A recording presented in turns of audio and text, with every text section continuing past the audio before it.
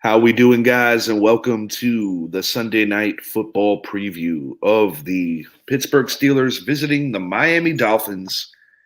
Tua Tagovailoa getting back into the mix. He has been cleared for concussion protocol, and it is much needed time. The Miami Dolphins are coming off three consecutive losses after starting the season 3-0, and this is a welcome return.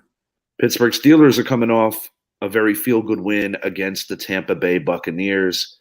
They, too, were in between four losses before getting their second victory, their first victory of the season against the defending AFC champion Cincinnati Bengals. Last week,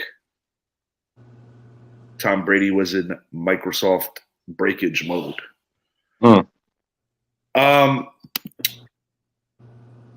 I see this as an interesting contest for one reason, and it has nothing to do with Tua. It doesn't have anything to do with any of the players. Something that some people might have already forgotten about because of the fact that everybody forgets everything rather quickly. Brian Flores makes his return to Miami after the huge controversy of getting removed.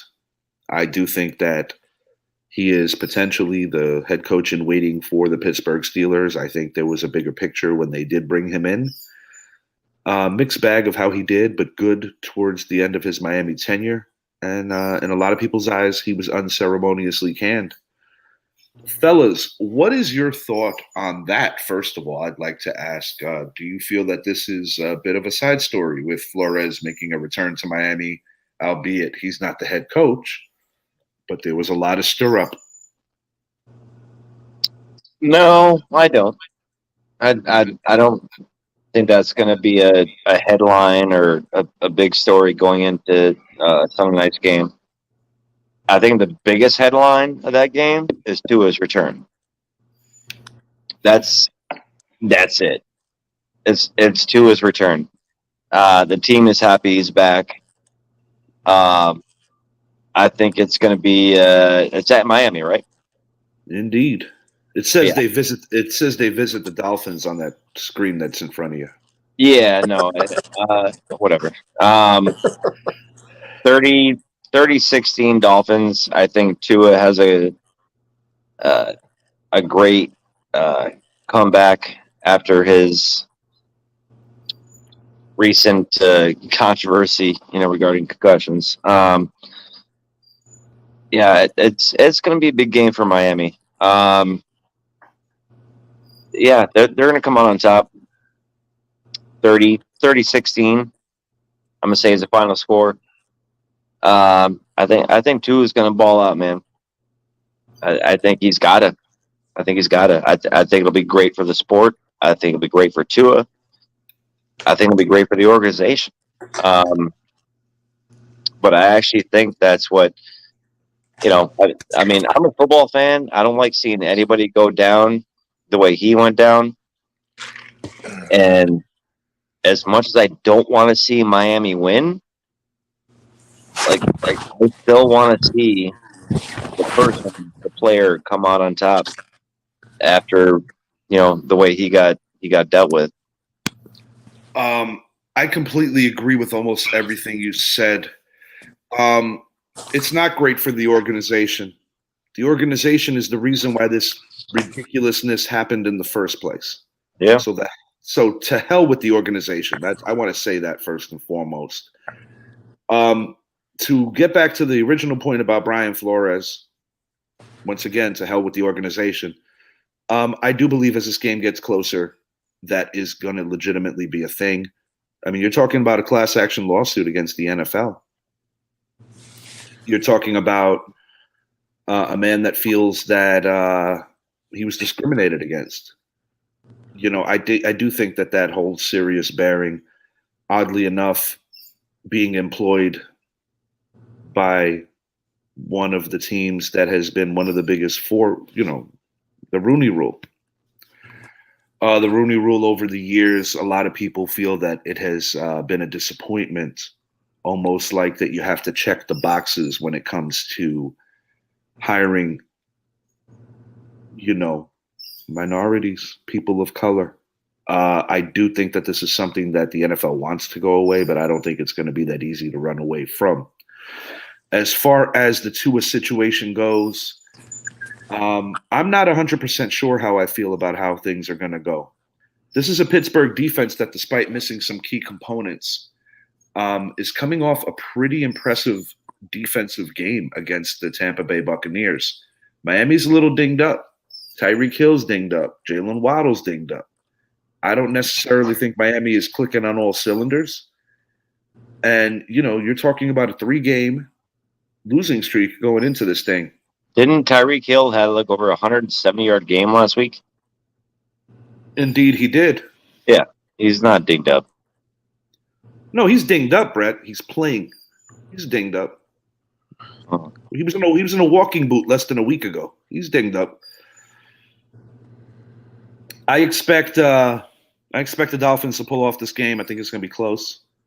I don't think it's going to be as high scoring as some other people may believe. I think Tua is going to have a few moments where, quite frankly, he might not feel that comfortable. What he went through was pretty severe. I've got the Dolphins winning this thing. I'm going 24-20. It's going to be low scoring, but I think the Dolphins make enough plays towards the end of the game. Zappy, what are your thoughts on this? First of all, in regards to Brian Flores, the one person in me says that, yeah, this is something that's going to be talked about early and often, but then I remember that this is the NFL. This is Roger Goodell. And when it involves things like this, they usually do a pretty good job of dusting it under the rug and ensuring it does not get talked about. So for that reason, I don't think we're really going to hear much about it, honestly, as sad as it is to say that. I do think the return of Tua is going to be a big, major headline, especially due to the fact that the Dolphins have lost 3 in a row. Their offense has sputtered some since it's been I can't even remember who the backup quarterback is. I just went blank. Well, Teddy Bridgewater and Skylar Bridgewater, Thompson and Thompson started, but that was brief. Yeah, in thank the you. Minnesota loss. And Bridgewater is not by any means Tua, and Skylar Thompson, he was he's better than both of them, blah, blah, blah. He was a great quarterback at Kansas State, but let's be real. Tua has had himself a great year this year. And to hear Tua say, I do not remember being carted off the field, says more bad about this Miami Dolphins organization and that doctor that they had on the field who they recently fired.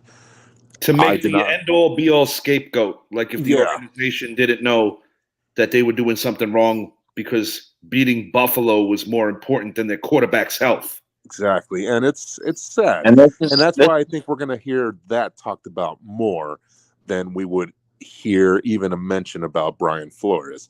The NFL right now, the microscope is on them in regards to the concussion protocol, how they're handling things. And we've seen the chain reaction from it with a lot more unsportsmanlike conduct, penalties, roughing the quarterback, calls, things like that. Roughing the passer calls have been going off the charts.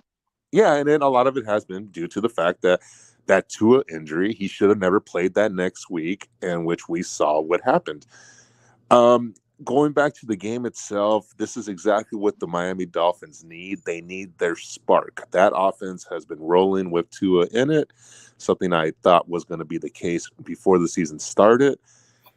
Pittsburgh is coming off of a very good win against Tampa, but I just can't see them doing it again. They are traveling south, as we've said. They are going to be playing in Miami, and quite frankly, I just think Mike McDaniel is going to outcoach Mike Tomlin, as crazy as it is to say that, since Tomlin's been around for quite some time.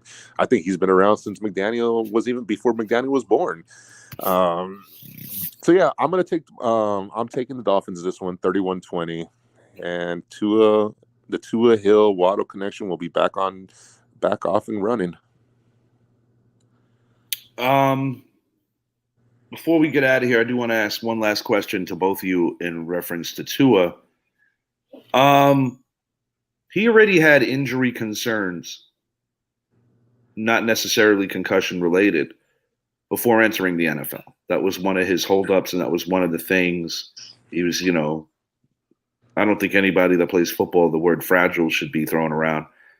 I prefer injury prone, so I'll go with that. But do you believe that this could be something similar to what happened with, like, say, an Andrew Luck, who left the game years before to preserve his body, to preserve his mind, and to just have a decent life after football? Because as we all know, whether it's the Will Smith movie Concussion, or whether it's just the reality of seeing it and being very entrenched into this sport as diehard football fans, I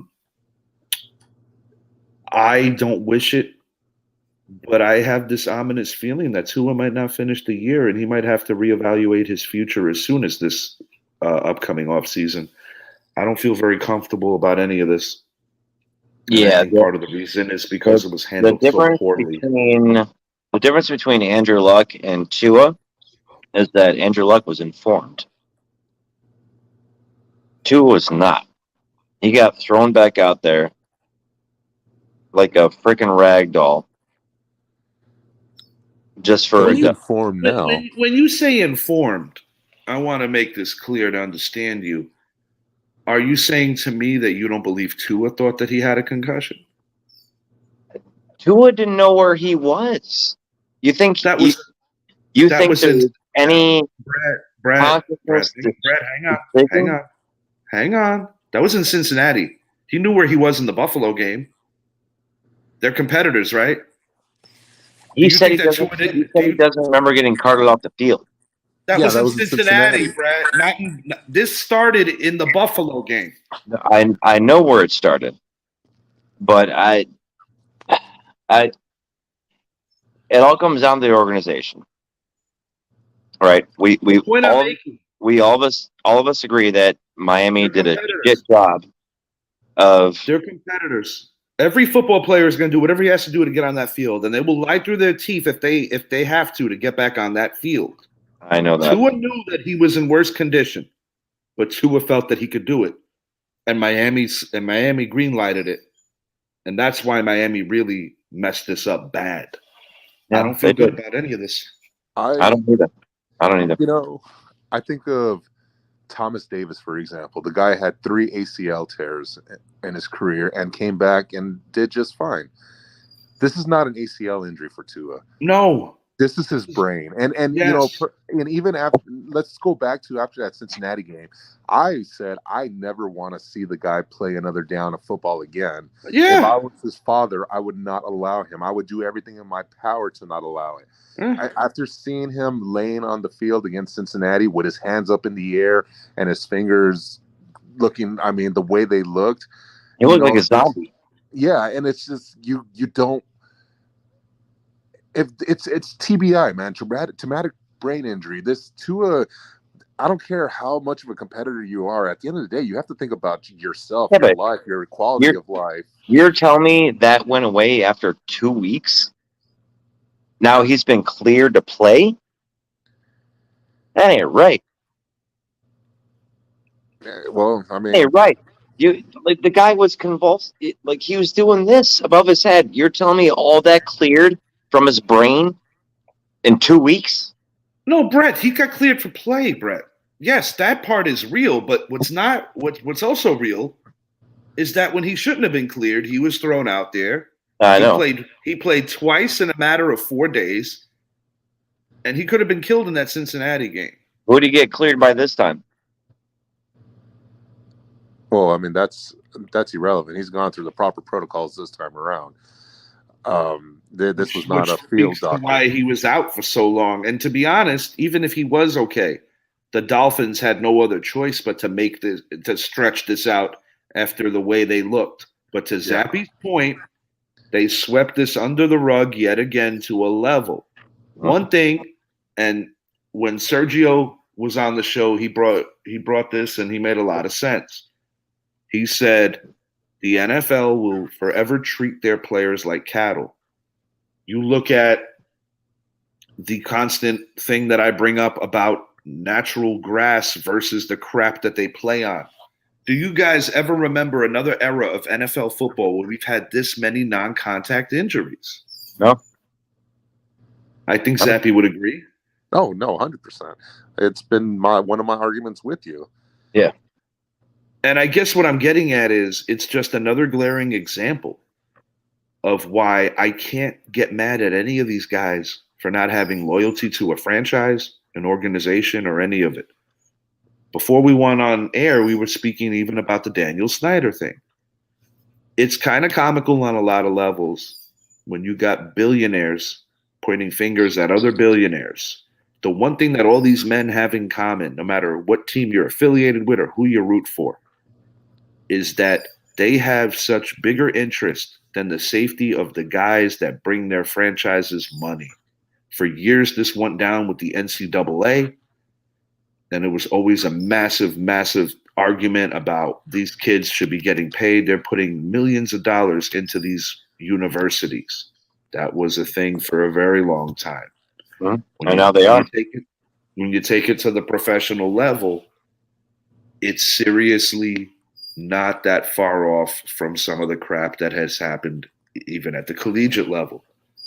Because one thing about the NFL in terms of life expectancy for running backs, life expectancy for players in general, you got to put in 3 to 4 years to get an NFL pension.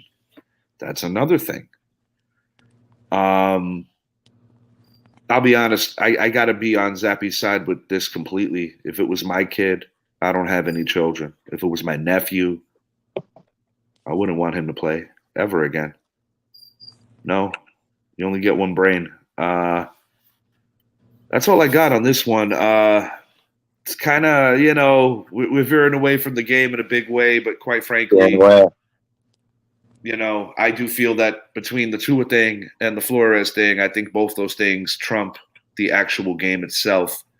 I like the Dolphins for a 4-point victory. I don't think the Dolphins offense is going to be super sharp, but I do think it's step one of hopefully Tua getting back to his football self, because whether we agree with him playing or not, he's going to play.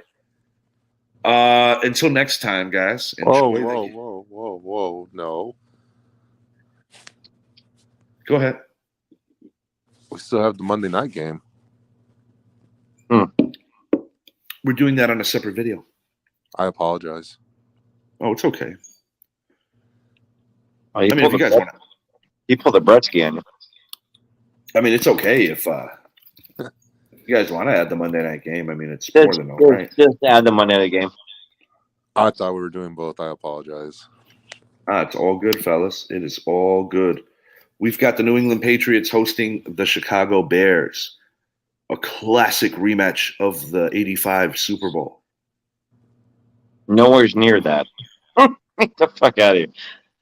No, nowhere near that is right. And you're talking Steve Grogan against the 4-6 Bears defense. You're talking Idris's uncle, Emery Moorhead, former tight end for the '85 Bears. You're talking about Jim McMahon. We're not talking about any of that. The Bears are a team in transition. Just not a very good football team. They have so many missing pieces. Still a lot of questions if Justin Fields is truly the future for that organization. As far as the Patriots go, they got their own share of quarterback stories. Bailey Zappi potentially in a position to take Mac Jones's job. Ramondre Stevenson, for the first time in a long time, probably since Corey Dillon and before him Curtis Martin, that you got to go back that far to say the Patriots might have an every down back. No more of this, who do I play in fantasy? Stay away from fantasy running backs for the Patriots. That's been a thing forever. It looks like with the injury to Harris and Ramondre truly showing that he really can carry that weight and that load, looks like the Patriots finally got their running back, like a legitimate every down guy. Patriots are gaining confidence little by little. I don't think this is going to be all that difficult for them to win. I've got the Patriots actually putting up 30 in this one. I got the Patriots winning this thing 30-13. I think their defense is going to be swarming. I think they're going to induce some turnovers. And I think they are gradually starting to feel pretty good about themselves. And it all started in the tough loss to Green Bay. I actually think the Patriots are starting to turn the corner. And with the exception of the Buffalo Bills, between the Jets, Patriots, and Dolphins, it is literally a crapshoot for who's going to finish second, third, and fourth right now. The Jets are getting a lot of buzz. The Dolphins, I think, are the most vulnerable because of the obvious that we just stated about the Tua thing and them being on the losing streak. But, we got to give credit where it's due. And I think when it comes down to coaching, and my team is a classic example of how good coaching can truly turn things around. Say what you want about him as a GM. I know I've been very judgy about his actions as a GM. But one thing I'll never take away is Bill Belichick is a phenomenal football coach. And he does a lot with a little. And in this case, he doesn't have a lot, but he's doing a lot right now. And I do think the New England Patriots are competing. I think they're feeling good about themselves. And I think they're starting to gain that confidence that they're expecting to win when they get on that field, as opposed to, oh, this is a rebuild, or, we're over. No, they expect that they go back to the playoffs. I don't necessarily know if that's going to happen. But when you look at a team like the Raiders, who was supposed to be real good this year, and they can't get out of their own way. When you look at a Bengals team who's defending AFC champs, and I did say in previous shows that I thought the Bengals were going to have that Super Bowl hangover in a big way. We're getting a mixed bag out of what they've been doing, but some of it appears to be true. Patriots have a very good chance to qualify as one of those wild cards.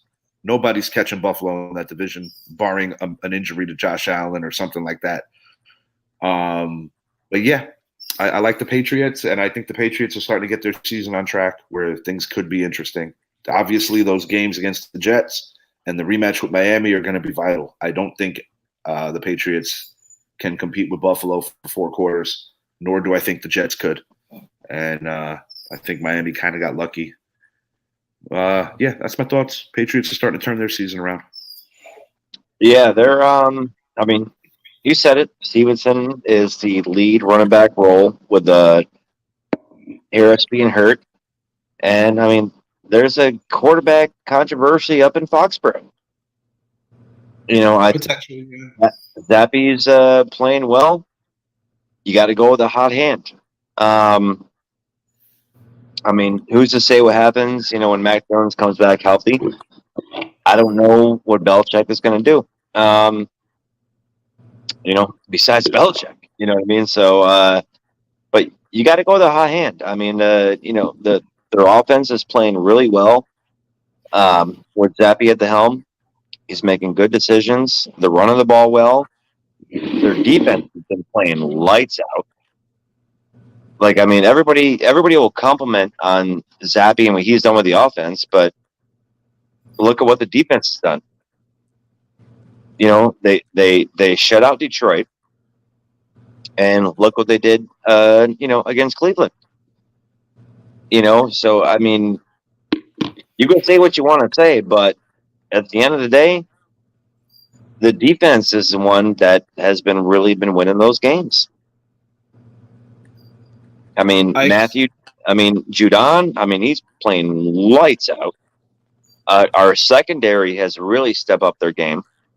Yeah, little by little, they're starting to become confident in one another and starting to trust each other. Yeah, 100%. But all the focus has been on Zappy and the offense because now they're putting up points, but the defense has been the main key. They were the main key last year as well. Like anything else, quarterback-driven league. When teams start winning or when teams start losing, quarterbacks will always get more credit, and they will also always get more blame, and neither one is a completely accurate assessment. But you know what it is? We always say it. It's a quarterback-driven league. Yeah. Yeah, it is. Drives me nuts, but I say it too. So. No, for sure. So what is your final on this thing? Final, I'm going 31-14 Patriots. Cool. Zappy, your thoughts on the classic rematch of the 85 season? Well, the first thing I will say is I love how much you guys say my name in these videos today. I really do. No. I think a lot of it's going to come down to whether Mac Jones returns and starts, or do they continue to give it to Bailey Zappi?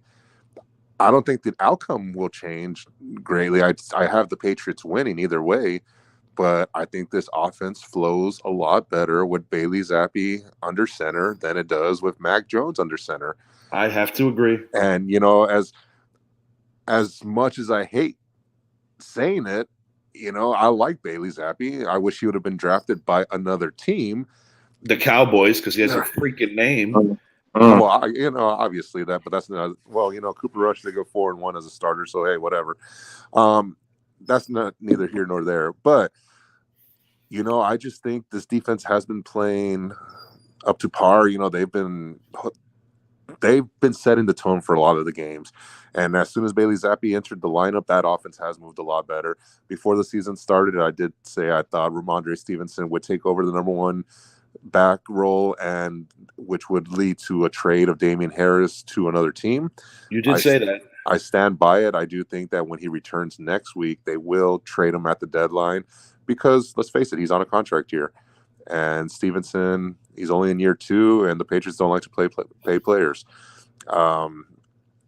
So, yeah, as far as this game goes, if Bailey Zappi plays, I think this offense runs a lot smoother, and they win with a greater advantage. If it's Mac Jones, then I have it 20-13. But Bailey Zappi, I have it 31-13. I want to ask you this: moving forward, do you think Mac? You've made it clear that you feel that the offense flows better with Bailey Zappi. I tend to agree with you. Do you feel that should they make the change back to Mac, that essentially, like the energy that I just threw out there, that I think this could be potentially one of those last wildcard teams, sneak into the playoffs, anything's possible when you get in. But essentially what I'm trying to say is that in a much improved AFC East over the last few years, because Miami and Buffalo are now players, and even the Jets are now players. For years, it was only the Patriots. The Patriots lose Tom Brady, other players, Gronkowski. Everybody says, "Oh, they lost Brady." They also lost Gronkowski. The greatest quarterback tight end combination in NFL history. So, you move on from that. They make the playoffs last year. They got their doors blown off by Buffalo, but that's not the story of the season. The story of the season is that with a rookie quarterback, they were able to get into the postseason, only 1 year removed from the Cam Newton experiment. I guess what I'm getting at is, do you feel that now Mac Jones becomes another potential trade piece in the event that they figure out, like, oh, Zappi might really be our guy? Or do you think this is a situation similar to, like, I don't know, the New York Giants back in the 90s when they kept Sims and Hostetler, even though at different junctures of both their careers, they leaned on different guys, sometimes due to injury and sometimes due to performance? Well, I look at going back to last year, and I look at Mac Jones and the games he won. A lot of those games he won were games they were supposed to win, with the exception of the Buffalo game. But that was just phenomenal coaching by Belichick. That was not Mac Jones. Dude, that was Blizzard game. Oh my god. Yeah, that was just great coaching. Mac Jones had nothing to do with that. But free passes. Yeah, that was wild. But you look at this Patriots offense, and you look at what Mac Jones has done, and he struggled beating the Pittsburgh Steelers. He lost to Baltimore. He lost to Miami. Insert Bailey Zappi. He almost pulls off the upset against Green Bay. Then last 2 weeks, he's been playing out of his mind. You look at the Patriots' schedule to finish off the year. You have to, if you are Belichick, you have to ask yourself the question, which quarterback gives you the better chance to win? Yes, Mac Jones did get him to the playoffs last year, but I don't necessarily think it was Mac. I think it had a lot more to do with the schedule and their defense and a couple of other factors. Bill Belichick, of course. You put Bailey Zappi in that position last year. I mean, it's very possible they win a few more games. But Well, they won't trade him this year. There's no way you're going to trade a quarterback that's on a rookie deal that still has 2 years plus the option year left on his contract. You don't do that. For the Patriots, they're in good position where if one's not working out, you go to Zappy. If Zappy's not working out, you go to And Jones. then you also got to factor in injuries, of course. So you feel they Yeah, stay the course for now. yeah, they absolutely stay the course, and they might roll with Bailey Zappi. This reminds me a lot of RG3 and Kirk Cousins. That's what this reminds me of. RG3, obviously, there was a little different situation because it was more injury and Shanahan the way And he abused them. we talk about the irresponsibility with the Tua thing, and it's funny that you made the RG3 reference because yet again, a very irresponsible decision, doctor and organization alike, essentially ruined that particular NFL Rookie of the Year's future. Mm-hmm. And we'll see. I like I said, I've been a fan of Bailey Zappi. I was a fan of his in college. I've always thought he had the NFL quarterback in him. I was not a big fan of Mac Jones coming out of Alabama. I think if you could have put any quarterback in that offense and he was going to have a completion percentage of 77% and go off, because when you have Jalen Waddle, Jameson Williams, Devontae Smith, and so on and so forth. Yeah, you got a 5-star athlete pretty much on defense and offense everywhere you look, not to mention what your O-line does and your D-line, everybody. I do want to ask you this, or I kind of just mentioned this. Mm-hmm. I was kind of high on Mac Jones last year for some of the season. I feel that the Tampa game that they lost last year, Brett and I will both vouch for this because we were talking during the game. I felt that was a growing moment for him because of the obvious. You had Tom Brady coming back to Foxborough, and were it not for part of the weather, probably, I think there was a monsoon. Yeah. Yeah, I think Folk wins the game. I think Folk wins that game for the Patriots, and that could have been a true signature win for Mac Jones. And I also feel that last season against your Cowboys, he threw an untimely pick 6, but he also responded from that and drove them down the field. Mac Jones had some signature moments. But to your point, I don't necessarily think there's anything in his skill set that blows my mind away. But the one intangible that I do think that the kid has is that he's used to playing under the big lights. And he's used to essentially being a system quarterback. And what better team to play for? Because, yes, the great Tom Brady, once upon a time, was a system quarterback with that organization before kind of getting into his own. And oddly enough, when Brady became a better quarterback, it was actually after the first part of their dynasty. When they ripped off 3 and 4 years, it was more of a controlled situation where my great friend Matthew Sear and I used to talk about this a lot, where he even went as far as saying that he felt that Brady then, and this is when it was happening, not like looking back at it, this is when it was happening, where my buddy Matt would tell me, it's funny, dude, to a level he reminds me a little bit of a Sims, that he could do more, but they're not letting him do more. And he certainly did more once they took the wrap off. Because you look at the 06, the 2010 season, obviously the 07 season with Brady, you're talking about some of the better offenses of the league, but he was truly coming into his own. They didn't win championships because they had their issues on other aspects of the team. But Brady truly became that great of a quarterback, and then you put the whole package together, the longevity they were able to have essentially 2 different dynasties in a 20-year span, which is pretty freaking remarkable. But getting back to this whole quarterback thing, I guess the conclusion is they're both staying. Yeah, it's hard. At this point in time, it's just hard to see how they would trade a quarterback in his second year, and they're definitely not trading Bailey Zappi in his rookie year. And this is not a Jimmy Garoppolo situation where he's on the verge of getting his second contract. It's just right now the ballpark it's in the Patriots' hand, and they own everything. So if Bailey Zappi's the hot hand, they got to continue to run with it. And if Mac Jones comes in and that offense slows down, but they come out victorious, they're going to have to reconsider and probably put Bailey Zappi back in there. And It's a So good it's almost problem. like a trial and error kind of deal where you have two very young quarterbacks. I dig it, and I guess as the contract gets closer to when you have to make a decision, by then they'll have the answers of who's the starter. Do you think there's a situation possibly where Mac losing the job could maybe get very boisterous about his displeasure of being with the organization? Because that's also a thing that happens. No, Yeah, I think that would be more next year. no, I don't think that's going to happen.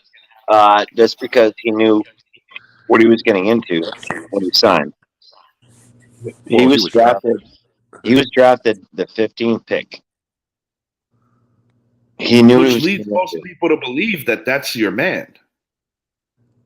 and Yeah, if you're a and first and, he, and, round he, pick, and he's going to be. But for the time being, you got to go with the hot quarterback. Like Now, he is the I don't want to say future, but yeah, he kind of is the future. Like they're both the future essentially because it hasn't been identified yet. in order for him to succeed in the NFL is to go through this. It's a Like valid point, Brett. he's gonna have to, take the shots. He's gonna have to take the bullets, go with the hot quarterback, and sit back and watch. I mean, dude, Aaron Rodgers sat on the bench for 4 years. yeah, but That Mac that Jones is not that's sitting the behind anybody. but I'm not getting like I'm not saying that Aaron Rodgers is Mac Jones or vice versa, but like he's going to have to sit back and watch and see what happens in order for him to make this adjustment and improve to the next level in his game that he has to go to. The thing is that with that position being so fickle and how quick guys get replaced, you look at the Kurt Warner story, how he came to be. You look at Tom Brady, how he came to be. You look Yeah. at Brett Favre, starting with Atlanta, buried on the depth chart. It took Magic Man Majowski to get injured against the Bengals. Our buddies, the Olsons, were actually at that game. Brett Favre starts the longest consecutive start streak in the history of the league. There are other stories as well. The New York Giants in the 80s were very close to moving on from Phil Simms.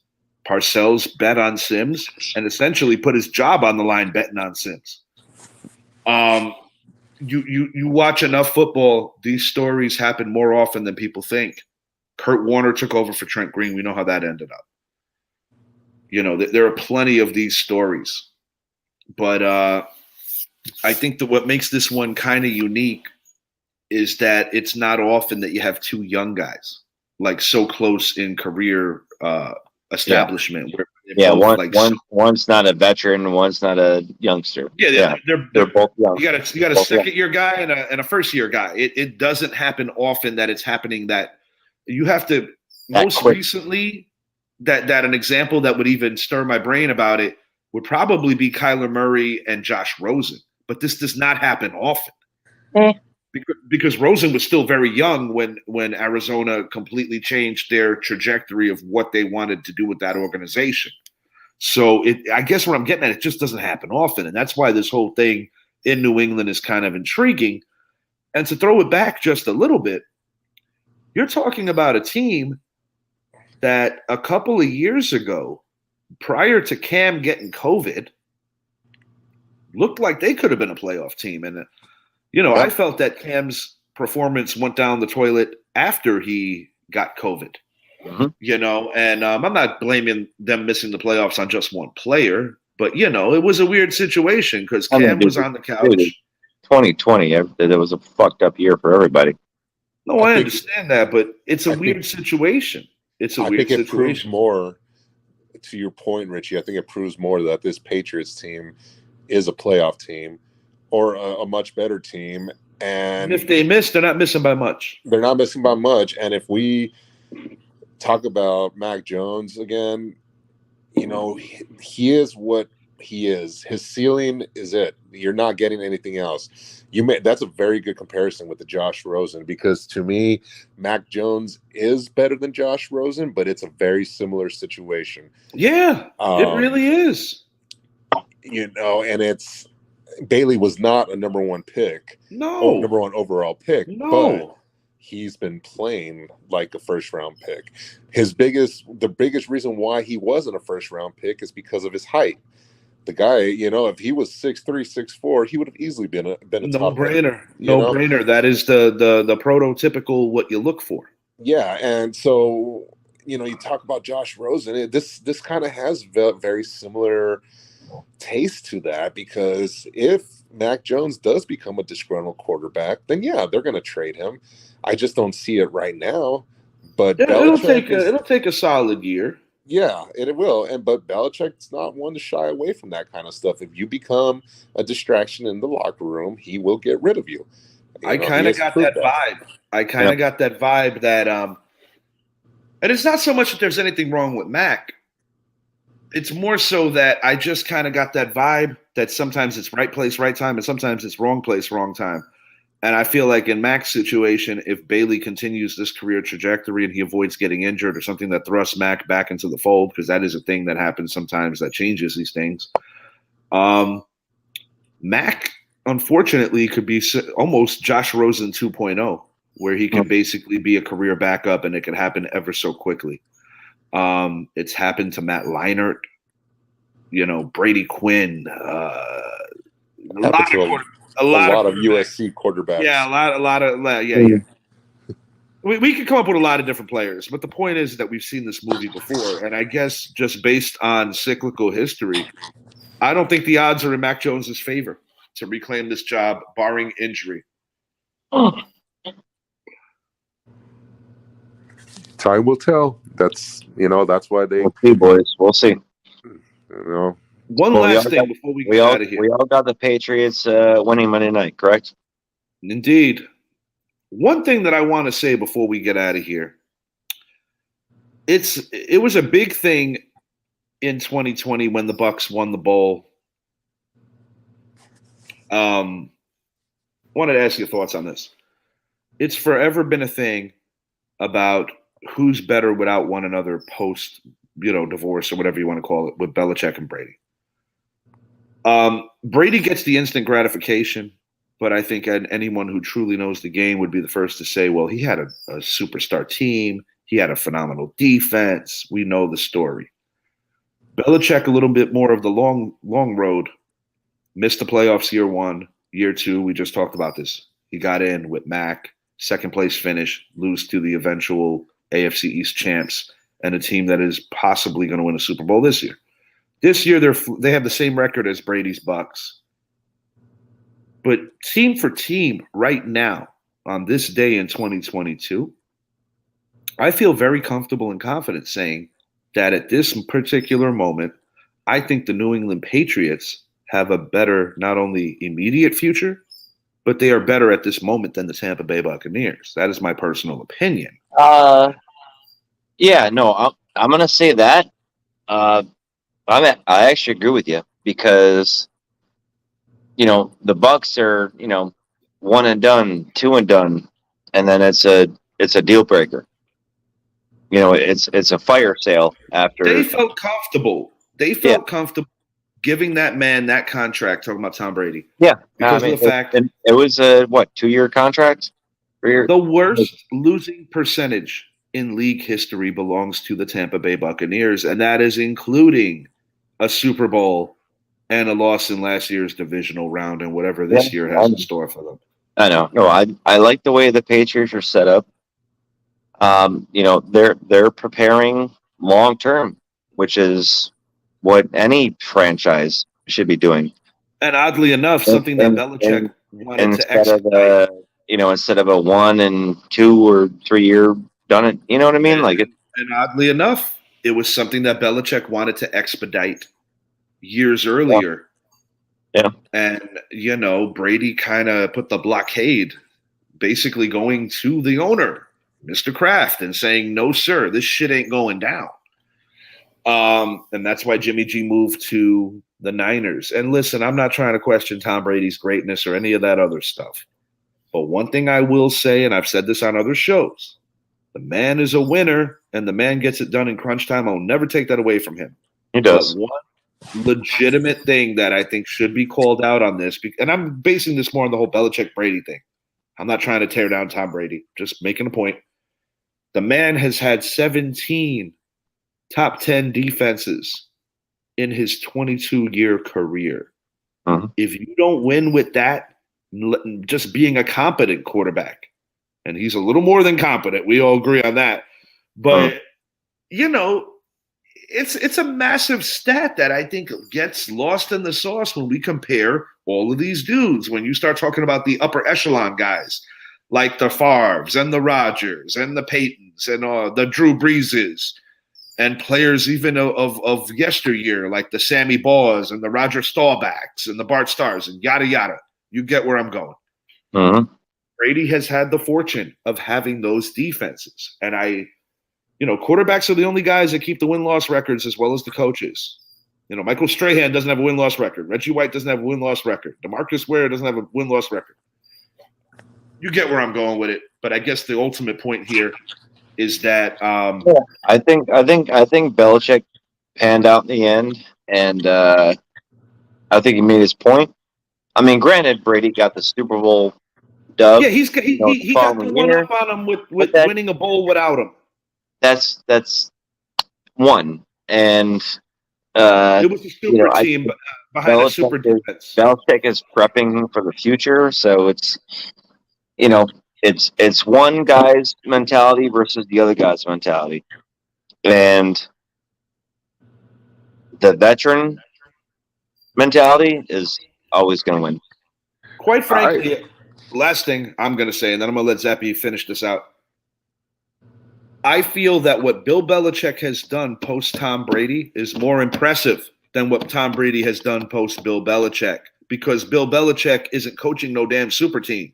Tom Brady joined a team that was already kind of on the fringe of being a playoff team, but Jameis was a turnover machine. Then they added and added and added all these guys coming on vet contracts, superstar status guys taking less money to win for the bigger prize. Belichick starting from the ground up. And when you look at the trajectory and where they are right now, approaching the midway point of the season in a few weeks, I think that what Bill Belichick has done post Tom Brady is more impressive than what Tom Brady has done post Bill Belichick. And this is going to end up on a TikTok video because I mean what I say right now. I am done for the night. Zappy, take it home.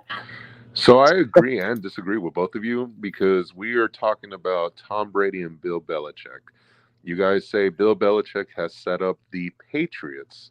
Yes, the Patriots are getting set up for future success. However, that success will not include Bill Belichick. The guy's 70 years old. He's coming close to the end. We've got to admit that. He's been with this organization now for 23 years. He's setting it up for whether it's his son or whoever it is. This franchise will be set up for the future. Now, when we talk about Bill Belichick, I believe Belichick misses Brady more than Brady misses Belichick because of the one thing and one thing only. Brady already has his Super Bowl. That's what people are going to base it on. Brady has it. And when we look at this season alone, the Buccaneers are better off than the New England Patriots because the Buccaneers play in their division. And they also play in the NFC, which, let's face it, guys, the NFC is wide open. Where the AFC, they not only play in the same conference as the Buffalo Bills, they play in the same division as the Buffalo Bills, in the same conference as the Kansas City Chiefs, same conference as the San Diego Chargers. I agree with that. But none of that changes the fact that the New England Patriots right now are a better team than the Bucs. Yeah, they're a better team, but because you play in a bad division doesn't make you better. But my phone's going to die in about 5 minutes. All you have to do is get into the playoffs. That's all you have to do. And the road is a lot easier for the Buccaneers than it is for the Patriots. That's the point I'm trying to make. No, I agree with you there. I guess the ultimate point is when you're the head coach and the GM, you have so much more responsibility than when you're just a player. Yeah, absolutely. And I guess it speaks to volumes why the comparison in itself is so freaking annoying. But the truth of the matter is that I have a high respect for Coach Belichick because at the end of the day, he was the architect of two excellent defenses that started our success, my New York Giants in the Super Bowl era. And at the end of the day, I will always be indebted as a fan to Bill Belichick because he was a huge part of that. And when I see him getting unrightfully disrespected and people try to act like, oh, he don't got it no more, that's a bunch of bullshit. And I hate that. That's my thing on this. Let me ask this though. Was it not the same Buccaneers? I mean, not entirely the same, but for the most part, this was the same Buccaneers team that in 2020 was 7-5, had been written off. Yeah. And, Yeah. you know, this is the same. No matter what Tom Brady is going through, if he is in first place or right there, that's the worst place you want him to be in. But because, when we say the same, Right. there is no AB and there is no Gronk. Brett, if your phone dies, you're not here. You don't I gotta know. announce it. I'm just telling you, my phone's at 2% now, so You it's going already to said that. You already said that, Brett. yeah, no, there's no AB and there's no Gronk. I still stand by it. I think Gronk will be putting on the uniform here in a couple weeks. No, he's done, dude. No way. I'm just saying, you know. But speaking truthfully now, the Bucks have a great defense. We can't take that away from them. I'm gonna say they have a good defense. I don't know about great. They have a good defense.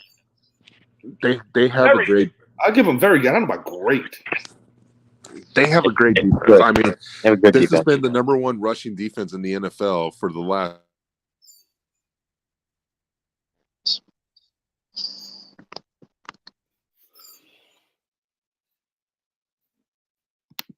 Zappy, you still with me? It did it again. Oh, I guess when Brett got off, it turned off my mic. You got me? Yeah, I hear you now. All right. So, anyways, but yeah, I just, you know, I look this defense to me is good because let's face it, they've had one of the best rushing defenses in the NFL, and they're still a top 10 defense. Yeah, they're top 10 defense. I guess where I'm going is I just feel wholeheartedly that even though, to your point, the NFC is a lot more watered down than the AFC and a lot more wide open, and you know, the Rams got their problems, the Packers got their problems. These are the usual teams that are in it, and then you compound that with the emergence of our NFC East. I guess what I'm getting at is I just feel that you don't lose Hall of Fame talents like Rob Gronkowski, like Antonio Brown, and then you factor in age and injuries, which this team is older than they were 2 years ago. And they also don't even have the same coach. I just don't see any of this as a Super Bowl winning recipe for these Tampa Bay Bucks. I see them as an early out in the playoffs, and yeah, they'll probably win the South. But look how jacked up the South is right now. You got an upstart Atlanta Falcons team. You have a New Orleans Saints team that is what they probably are going to be. If the season was 16 games, they'd be 500. So they're going to be either just under or just above 500. And you have the Carolina Panthers, who are probably the worst team in the whole league. Yeah, and you made a great point, which actually this point relates exactly to the Patriots. When you lose Hall of Fame talent, well, Belichick has lost a little more Hall of Fame talent. Yeah, because Brady holds the weight of like 2 Hall of Famers given the man's resume. This is what we do when you have a boring football game. We enhance the content to talk about the bigger picture of the organization featured. This is the first time we've split up the Monday and Sunday games from the Sunday regular slate. But I actually like the way this worked out tonight. And I think perhaps this might be a way to go with splitting up our primetime games from the remainder of the week. As long as the Broncos are not any more primetime games. Oh, no, dude, I will ignore that. I will ignore that to the end if the Broncos get on some primetime slate. But this was fun because I feel that it gave us an opportunity to really highlight 2 organizations, specifically the Dolphins and Patriots. And I think this is a cool way to go for these Sunday night games to really hone in on one particular team over the course of a show. And I think that's the whole gift and the cool thing about being on primetime. You get everyone's attention for that. So perhaps we'll do this again. Perhaps we won't. Truth be told, part of the reason why we did this is because we ran out of time on the first show. But it gives us an opportunity to set you up with different videos, and this is a lot of fun. Yeah, it's been a good one. For my guy Zappy, I am Richie. We are out of here until next time. Enjoy your football Sunday and Monday. We are out. Peace And in closing, I just want to say, Yankees, get it right. I am so tired of acknowledging the Astros as our daddy. We're out, guys. Thank you for watching.